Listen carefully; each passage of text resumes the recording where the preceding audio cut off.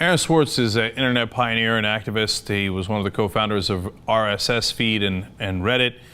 He was a person who was in favor of transparency in the government. He was caught speedily downloading material from a company called JSTOR that stores academic articles. He thought the academic articles should be free for the whole public because they were important source of information. Now, this violated the terms of service of his contracts with JSTOR, and he accessed open MIT computers to do that. Now, if it's a crime, well, it's an incredibly minor crime. And whether it's a crime is a matter of great debate, and one they would have had at his trial, because this is really a transaction between Aaron, who had access to both the MIT computers legally and JSTOR's information legally. He just downloaded it quicker than their terms of service allowed for.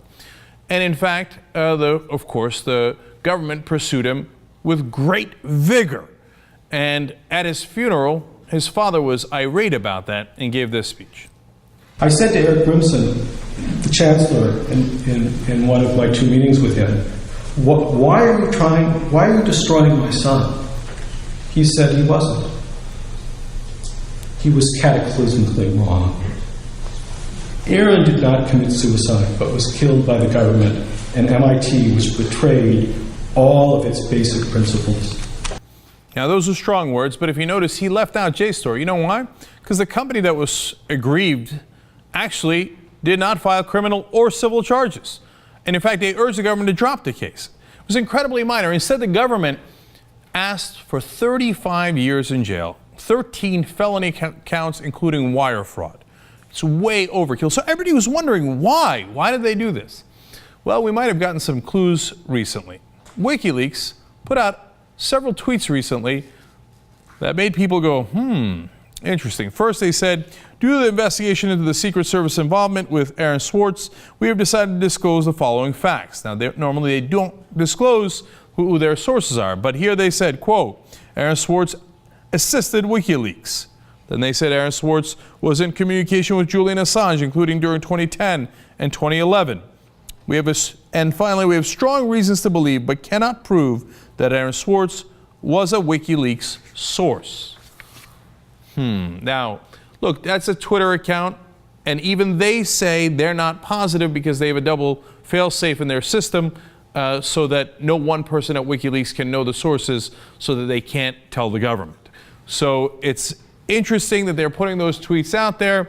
And Marcy Wheeler has written about it at mtwheel.net. She writes, it appears the government tried and failed to establish a criminal connection between Aaron and WikiLeaks. And when they failed to do that, they increased their hardline stance on the JSTOR charges. That's also an interesting theory. Now, WikiLeaks is not the only thing that people are inquiring about. And by the way, this is not some wild-eyed liberals that came up with this idea. And Aaron was a liberal, there's no question about that. But conservative Senator John Cornyn from Texas wrote a letter to Attorney General Eric Holder asking some intriguing questions. Let me quote the letter. Second, was the prosecution of Mr. Swartz in any way retaliation for his exercise of his rights as a citizen under the Freedom of Information Act? If so, I recommend that you refer the matter immediately to the Inspector General.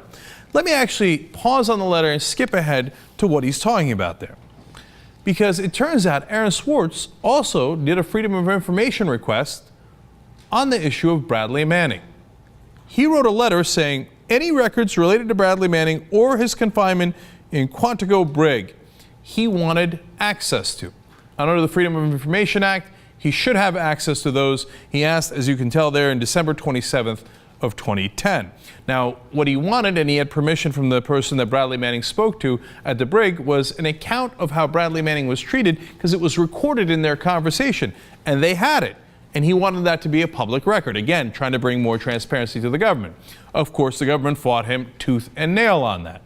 So that's interesting. Now, Cornyn, the Republican, points that out, and then he continues in his letter.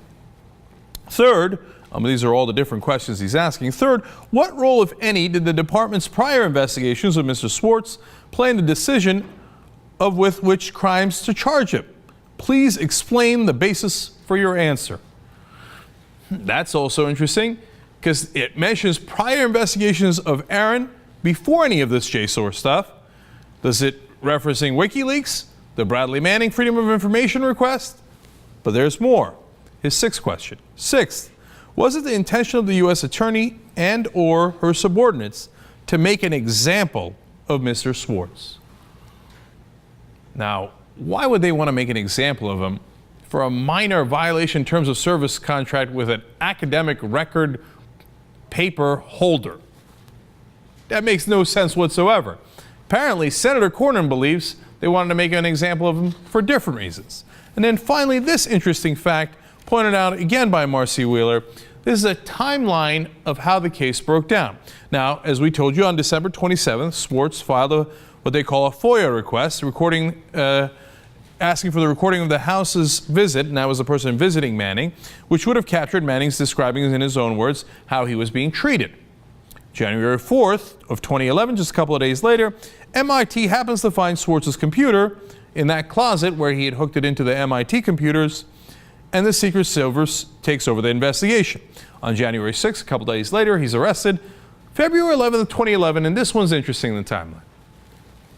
The Secret Service searches Swartz's house and office, but not the hardware primarily implicated in the crime purportedly being investigated. So the hardware that was involved in the JSTOR crime, they leave alone. Now, could they be incompetent? Of course that's possible, right? But the one thing that they were theoretically going to get, they don't get. But they grab everything else. It's almost as if they were interested in something else. So when you put all this together, it is at the very least a very interesting question as to why the government was going so hard after Aaron Swartz. If it had perhaps nothing to do with JSTOR and MIT at all, but that they were using it as a ruse to target WikiLeaks and to target Swartz for daring to ask about the treatment of Bradley Manning. Now, hopefully we'll find out more about this case and find out if that is the case. But right now, these are intriguing questions. But the government would never go after somebody for trying to expose what they've done, right? No, just ask Bradley Manning or Julian Assange or all the different whistleblowers that President Obama tried to try under the Espionage Act. By the way, President Obama, that's another record of his. Record deportations, record drug dispensary raids, and record number of people, whistleblowers, charged with the Espionage Act, giving information to our enemies. Apparently, when you give information to the American public or the press, they're now considered the enemies.